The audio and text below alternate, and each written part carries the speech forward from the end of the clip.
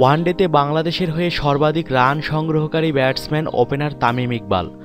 আর 2015 সালের ওয়ানডে বিশ্বকাপের পর থেকেই নিজেকে অন্যরকমভাবে ক্রিকেট বিশ্বের কাছে মেলে ধরেছেন এই বাঁহাতি।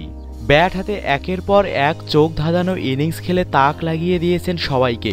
2015 বিশ্বকাপের আগে 140 ইনিংসে তামিমের মোট ওয়ানডে শতক ছিল 4টি, আর গেল 2 বছরে এই বাঁহাতির ব্যাট থেকে এসেছে আরও 4টি শতক। এছাড়াও বাংলাদেশ দলের সাফল্যের চাবিকাঠি বলা হয় এই বাঁহাতিকে। গেল 23 ম্যাচে বাংলাদেশ যে 14টি ম্যাচ জিতেছে সেই ম্যাচগুলোতে তামিমের ব্যাটিং গড় 76.83, আর যে 9টি ম্যাচ হারের মুখ দেখেছে বাংলাদেশ সেসব ম্যাচে ব্যাট হাতে নিজেকে মেলে ধরতে পারেননি এই বাঁহাতি।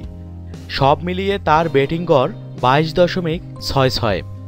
পাশাপাশি 2015 বিশ্বকাপের পর থেকে এখন পর্যন্ত 24 ইনিংসে 56.66 গড়ে তামিমের ব্যাট থেকে এসেছে মোট 1190 রান, যেটা বিশ্বকাপের পর সর্বাধিক রান সংগ্রহকারী ব্যাটসম্যানদের তালিকায় তৃতীয়। তামিমের আগে দ্বিতীয় স্থানে আছেন kiwi opener Martin Guptill. 34 match খেলে 56.89 গড়ে এই ডানহাতি ব্যাটসম্যান রান করেছেন 1650। অবশ্য এই তালিকায় সবার উপরে আছেন অজি ওপেনার ডেভিড ওয়ার্নার। বিশ্বকাপের পর মোট 31 ইনিংস খেলেছেন এই বাঁহাতি, যেখানে 65.48 গড়ে তার মোট রান 1899।